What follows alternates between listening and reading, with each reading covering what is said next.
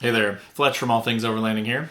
On today's episode of the podcast / vlog, I wanted to talk a little bit about my truck kitchen layout. I know there are a lot of people that have trucks that have, got it all figured out, and that's amazing. If you have your own layout, I'd love to hear your feedback down below on kind of what I'm talking about and maybe what you've done that's different. But I've also had a lot of people, myself included, because I recently switched to a pickup truck from an SUV, that are like, man, what do I do with the bed, right? Like, what do I do with all this space? How do I lay out predominantly my kitchen, right? Because that's where a lot of my gear is, right? I have pots and pans and propane and just all this stuff that goes with me for cooking, right? For refrigerator, that kind of thing. Like, well, how do I lay this stuff out? So I've had my truck for about 6 months now. I'm kind of starting to get my head around it a little bit. So I wanted to kind of talk through, again, my ideas for my setup and how I'm doing it. And I'd love feedback from you guys down in the comments below. So if you're looking to set up your kitchen, if you have a kitchen already set up in the back of your pickup truck for overlanding and you want to kind of see what other people are doing, this is the video for you. Stay tuned.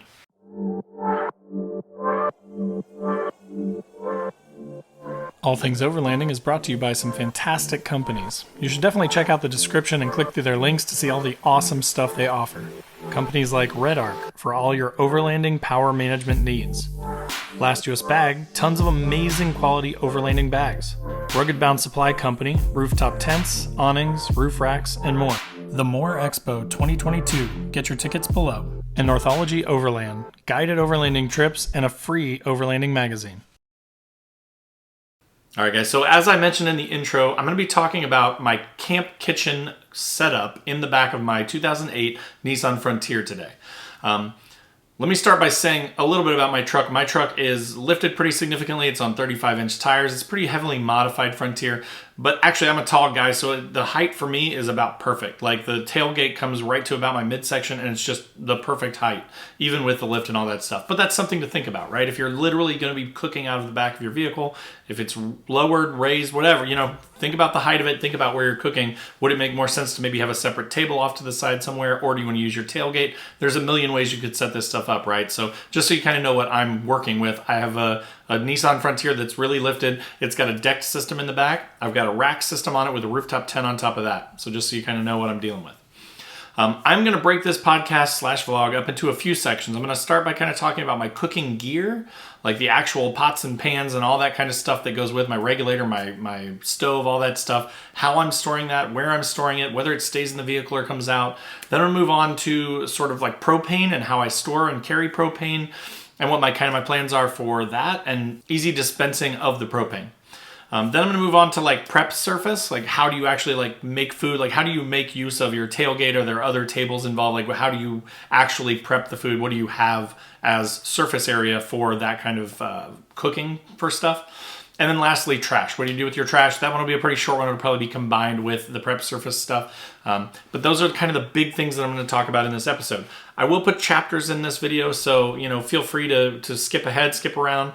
The main idea is just to give you the best info as concisely as possible. All right, so starting off with my cooking gear. And I'll kind of show you here as I'm going. I've kind of tried to use my deck system. I had stuff in my deck system. I bought a smaller one of the Fold and Go Coleman stoves. I really like that stove, by the way. I'll put a card up here to the review I did of that. I love that thing. For the money, I think it's really comparable to a Jetboil Genesis. Maybe not quite as nice, but it's very, very nice, and it's less than a third of the price. So I highly recommend that thing. I think it's awesome. But I bought it because I was going to put it in my deck system. Well, I got that in there. I started to get, some small propane tanks in there. I started to put more and more stuff in there. And then I'm realizing certain things are too big. Certain pots and pans are too big. It was a nightmare. I have a bag that has a lot of my smaller kitchen stuff in it to keep it all together, like my utensils and my spatulas and my, my stuff for preparing food. And that didn't quite fit in there. And then it was just like, it became a game of like moving stuff around and trying to figure out, if I can get 3/4 of my stuff in there, what do I do with the other quarter of it? Where does it go? Should I take it all out of the deck system and maybe use that more for like tools or something like that and put it in another storage crate? So where I've kind of landed with that after, messing with it for a couple months is I've actually taken one of my old Plano crates. I'll put a link in the description below to the one I'm talking about. They're awesome. They're really inexpensive. They hold a lot of stuff. And I've gotten all of my cooking stuff in there. And I mean a lot of cooking stuff. And again, I'll show you here what I'm talking about. There's a couple pros to this. One, it's totally waterproof. Two, it's removable. So again, if I wanted to work with a table, I could take it out, put it on a table. I could, move it to my other vehicle. I'm getting another truck that I will sometimes take camping when I don't take the Frontier. So like to be able to just move it from one vehicle to the next, I think is a really nice feature. So I like having it as a removable item. Like I'm not going to be going to the grocery store and maybe have like a breakdown or something there and need my cooking gear, but I might need tools, right? So again, the deck system is always in the truck. So I like having stuff that I always need in the truck in the deck system. Whereas with the cooking stuff, I'm only going to take that when I go on a trip, right? So the rest of the time it goes up on a shelf in my garage. It's out of the way.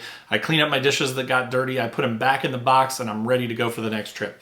So again, I've got all my cooking stuff, my spatulas, my Last US bags, Happy Camper bag that holds all my small utensils and all that sort of stuff. That is in there. My stove is in there. Anything related to it, hand sanitizer, just anything that you could imagine that you would need for cooking goes in that Plano crate. And then what I do with it is I actually push mine up against the cab and just sort of strap it down. So that way it's back there for the travel. It's back there. It's not going to move around when I'm, hitting trails or going off road and the truck's bouncing around and off road.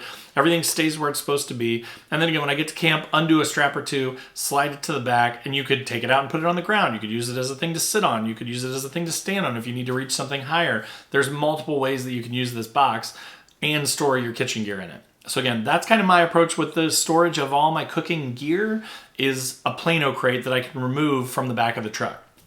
As for propane, so propane is another one of those things where it's like kind of a hassle to deal with, but so is electric, right? Like if you have electric, then you got to have batteries or you got to have a dual battery setup. You've got to have options for running that sort of stuff. That's one place where I'm kind of in the middle. I think once I get all my Red Arc stuff installed, I may be looking at going more electric so I don't have to mess with propane. But for now, I've got a 5-pound propane tank. That's kind of my main cooking tank, if you will. It's really nice because it's really inexpensive to fill up. I barely ever, maybe once a year or two, I go to U-Haul and fill it up for a couple bucks, and that's all I have to do for propane, and it lasts for a really long time.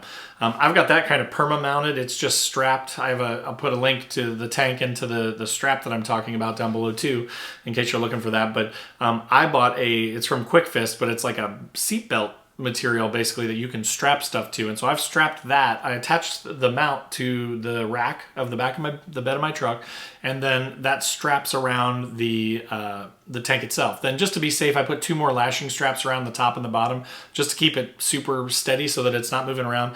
But I am storing it upright so that I can use it. I've got it turned so that you can see the gauge on it, so you can see how much fuel is in it. And again, then the propane spigot itself is pointing out the back. So again, all I have to do is hook my hose up to it. I plug my hose straight into that, and I plug it into my stove on the tailgate, and I'm good to go. I'm ready to cook. So it's super, super easy. Again, I keep that hose in the Plano crate too, so I've always got that with my stove, along with the regulator, right? Like you got to make sure you've got all your stuff. But because it's always in that box, it's super easy. I don't have to really think about it or remember anything except the whole box. I also keep like a 1-pound tank in my deck system. So since I've got a little bit of room now that I've taken all that stuff out of there, I've got a 1-pound propane just as a backup in there, so that if I forgot that hose or something, or didn't really need to use the big tank, I could use the little one. If I need to be more remote, like take it over to a different spot, if I'm cooking with somebody else that I'm camping with, I can move it around, put it on like a prep table or something like that. So that brings us to prep surface, right? So with a truck, you get a tailgate. However, kind of the downsides to a tailgate are, for some reason, they make them all sort of corrugated, right? They've all got these sort of like rises and valleys in them, which means that it's really hard to set stuff on it, right? You can't really set anything like a cup or liquid or anything on that because it's going to tip and it's going to spill. I currently am just using the stock tailgate, but I am going to do a do-it-yourself sort of mountain hatch style cover for it. I've got to work on that when things warm up here this summer. That'll be one of my first projects. But I'm going to be working on sort of a flat surface that will essentially replace that plastic corrugated cover that comes on it. And then I'll have like a flat surface for food prep. I'm also going to like Minwax and seal that so it'll be waterproof. I don't have to worry about like juices or bacteria or anything like that getting into it. It's going to be made out of wood. But so that's kind of my plan. So I'm going to be working on that, but then that will give me the entire tailgate as a food prep area. In addition to that, on the back of my swing out, where my rear bumper swings out with the spare on the back, I'm going to be building a tiny little table on that. That will literally just be for like probably setting like my food and stuff like that up. Or I could, alternatively, that could be where the stove goes, and then the hose could come down from the propane to that little table. But just that's my plan with that, is I want a little bit of extra room when the swing out comes out. I want a little table that folds down. I basically bought some RV locking, folding hinge or mounts, so they basically fold down and then lock in place. And then I'm gonna actually have a buddy of mine who is a woodworker fabricate me up like a custom cutting board style piece of wood, and that's gonna sit on top of it. So that is kind of my plan for that, to have some additional space. Now, I do have a couple folding tables that I really like, and as necessary I can use those. I generally set up a bigger one underneath my awning on the side of the truck, so could use that for, moving stuff around, maybe setting out food once it's cooked, that sort of thing. But mainly I'm just looking at the tailgate and that little small folding table as my sort of prep space in the back of the truck. And then to go with that, the trash situation, right? Like the easy way that everybody talks about and everybody knows is like something like a Trasharoo, or in my case, I've got the Last US Bags Oscar's Mobile Hideout. Great trash bag. That I have across my swing out. So essentially what I have to do is leave the prep area and just walk around the end of my swing out, and I'm at my trash can. So for me, that's perfectly fine. That's convenient. If you don't have a spare tire swing out, I know I've seen people put buy some sort of like a bicycle cover, like if you were going to put a bike over the back of the bed of your truck, they make like a pad that protects your paint so you don't scratch it up. You could buy one of those, and then I've seen people strap their Trasharoo style bag around their tailgate, so that's a possibility too. The only bad thing about that is then when you put the tailgate down to cook, you don't really have access to your trash, and while your stuff's out, you can't really get to the trash, right? So it's kind of a catch-22, kind of a pain. If you don't have a swing out, then it may be a little bit more difficult. But if you have a bed of a truck and you don't have a deck system and you don't have a swing out or all that fancy stuff, if you're just bone stock, you could just put a trash bag in the back of the truck. It's not a big deal, right? Like with my Maverick build, that when I get my Maverick eventually someday, I will probably just have a bag that goes in the back of the truck, and I will put trash in it and then just keep it in the bed of the truck. Simple, right? So that's how I'm going to kind of handle trash. So that kind of gives you the full walk around, right, of how I'm planning to cook, how I'm storing all my cooking gear, what I'm doing with my propane, how I've got that mounted, how I'm using it, how it fits with my current total setup, how I'm going to prep food, what surfaces I'm going to use, how I'm going to sort of modify those to make them a little bit better for overlanding, and then trash, how I handle that, where I store it, all that sort of stuff. So again, I hope that gives you some ideas. I hope that helps you if you're thinking of getting a pickup truck, if you just got a pickup truck. If you've had one for a while and you're like, you don't really like the setup or you're not happy with where everything is, hopefully that gets you some ideas. Hopefully that gets you some ideas to kind of brainstorm and come up with ways to, continually optimize your own setup. Again, though, if you have a truck setup, none of this is set in stone for me, right? So like post up in the comments below and say, whoa, you don't want the folding table, that sucks because, or, whoa, don't do the mountain hatch thing. I did it and I hated it because XYZ, right? Like let me know. Post up in the comments below and let me know your thoughts on truck bed kitchen setups. Or let me know if you have an SUV and you just think they're superior. I kind of go back and forth all the time where I'm kind of thinking, man, my Xterra was so nice because it was all enclosed and I had my drawer system and everything had a place and I could just, open it up and do stuff. With the truck with more exposed space, there's more overall volume for space, for storage. But there's a lot more to figure out. There's the elements that you have to deal with. There's just a lot to deal with, right? So anyways, fascinating topic for me. I enjoy kind of continuously changing and optimizing my setup. But so I hope that was helpful for you.